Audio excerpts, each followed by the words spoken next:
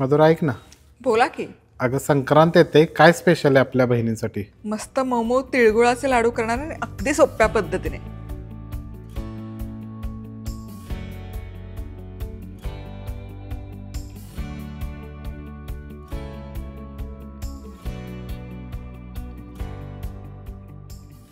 तिळगुळाचे लाडू करणार आहोत, पण अगदी सोप्या पद्धतीने. गुळाचा पाक न करता, हाताला चटके न देता, काहीच तामझाम न करता अगदी सोप्या पद्धतीने करणार आहोत.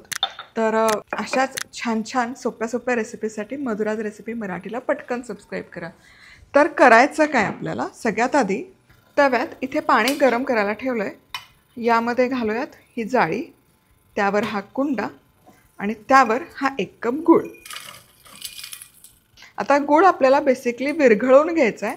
तर तो असा वाफेवर जर विरघळला ना, तर तो नंतर कडक होत नाही, तो आहे तसा मऊसूत राहतो. म्हणून मग असा वाफेवरच आपण गरम करून घेणार. डबल बॉयलर ज्याला म्हणतो ना आपण, जी पाण्याची वाफ आहे त्याने हा पटकन मऊ होतो. गूळ विरघळतोय तोवर लगोलग आपण आपले तीळही भाजून घेऊयात.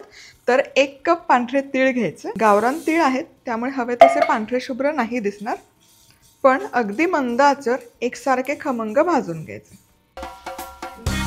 अशाच मस्त चमचमीत आणि झणझणीत रेसिपीजसाठी मधुराज रेसिपी मराठीला सबस्क्राईब करा आणि त्याचबरोबर बेल आयकॉनवरही क्लिक करा. चला, इथे की नाही तीळ छान भाजून झालेत. हे बघा, छान असा हलकासा खरपूस सोनेरी रंग आलाय. तीळ आता थंड करण्यासाठी ठेवूयात. आता शेंगदाणेही आपल्याला भाजून घ्यायचं. तर शेंगदाणे शक्यतो लोखंडी तव्यावर भाजले ना तर मस्त खरपूस भाजले जातात. 1 कप पांढरे तीळ आहेत तर अर्धा कप कच्चे शेंगदाणे घेतले. लोखंडी तव्यावर एकसारखे मंद आचेवर खरपूस होईपर्यंत भाजून घ्यायचे. एकदम छान त्याला असा खरपूस रंग आला पाहिजे. भाजलेले शेंगदाणे हलके थंड झाले की त्याची टरफलं काढून घेतली आणि टरफलं सुट्टी सुट्टी झाली की एखादी गाळणी घ्यायची. म्हणजे पाखडून घेतले तरी चालतात, पण माझ्याकडे ना इथे हे तळण्याची गाळणी असते ना, झाऱ्या असतो, तळणीचा झाऱ्या, त्यामध्ये हे शेंगदाणे टाकते. म्हणजे टरफल खाली राहतं आणि शेंगदाणे भाजलेले वर राहतात. खरपूस असे शेंगदाणे भाजून झालेत. आपले तीळही खरपूस असे भाजून झाले आणि गूळ जो आपण बाजूला वितळण्यासाठी ठेवला होता हा बघूयात आता. हे बघा, गूळही मऊ झाला. पाक करायची गरज नाही, फक्त तो फुटला पाहिजे आणि असा मऊ झाला पाहिजे. हलकासा फक्त आपल्याला गरम करायचा आहे. जो थिजलेला गूळ असतो तो असा हलका गरम करायचा, वाफेवरच करायचा. अगदी पाक नाही केला तरी काहीच हरकत नाही. गूळ आहे ना असाच गरम तव्यात ठेवायचा, काढायची गडबड नाही करायची.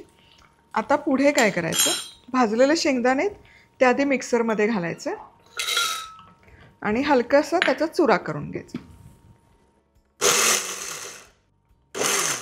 खूप बारीक नाही करायचे. आता यामध्ये हे भाजलेले पांढरे तीळ आहेत हे घालायचे. थोडेसे तीळ मी ठेवणार आहे म्हणजे लाडू वळताना दिसायला छान दिसतात. आणि आता हे पुन्हा मिक्सरला फिरवायचं.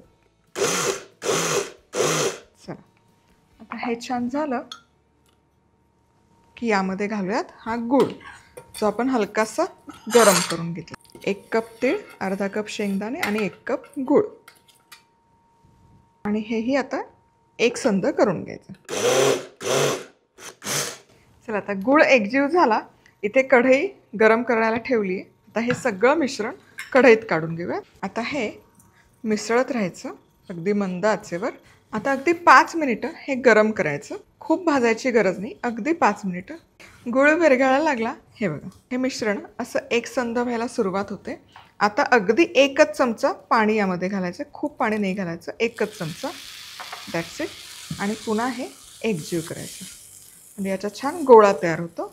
आणि याचा एकसंध गोळा होईपर्यंत हे फक्त आपल्याला गरम करायचं. एकसंध गोळा झाला आहे, गॅस बंद करते. यात हे जे उरलेले तीळ आपण ठेवले होते हे घालूयात. हेही मिसळून घ्यायचं. इथे तिळाचे लाडू आहेत असं कळतं. आता यामध्ये वेलची पूड, अगदी चिमूटभर जायफळ, पुन्हा मिसळून घ्यायचं.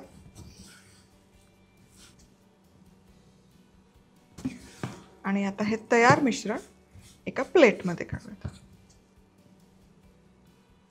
चला, आणि आता लाडू वळूयात. खूप गरम मिश्रण आपण केलंच नाही आहे त्यामुळे हाताला अजिबात चटके बसत नाही. हे बघा, अगदी सोपं होतं. आता तुम्हाला किती मोठे लहान लाडू हवे त्या अंदाजाने तुम्ही हे करू शकता. अजिबात हाताला चटके न देता अगदी सहज हे लाडू वळले जातात.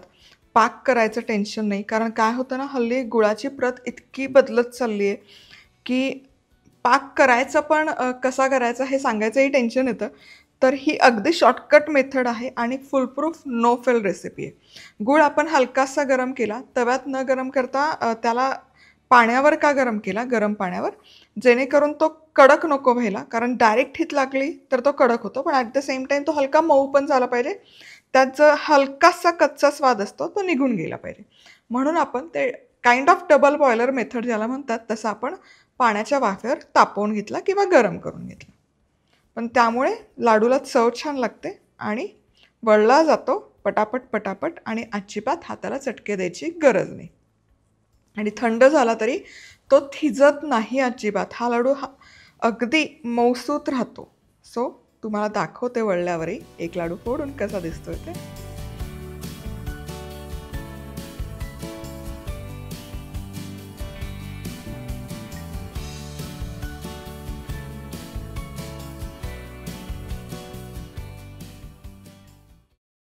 चला तर मग इथे हे तिळगुळाचे लाडू तयार आहेत. 1 कप तीळ, अर्धा कप शेंगदाणे आणि 1 कप गूळ घेतला तर 30 मध्यम आकाराचे लाडू व्यवस्थित बनून तयार होतात आणि अतिशय खुसखुशीत बनतात. अजिबात कडक होत नाही, खायला त्रास होत नाही आणि ॲट द सेम टाईम खूप असे लिपलिपीत किंवा मऊ पण होत नाही. मस्त असे खुसखुशीत राहतात, सॉफ्ट राहतात आणि जबरदस्त चवीला लागतात आणि मुख्य म्हणजे कमी त्रासात, बिना त्रासाचे हे तयार होतात. अशा छान छान रेसिपीसाठी पटकन मधुराज रेसिपी मराठीला सबस्क्राईब करा. पुन्हा भेटूयात. तोवर मस्त राहा, खुश राहा, आनंदी राहा आणि सगळ्यात महत्त्वाचं खात राहा.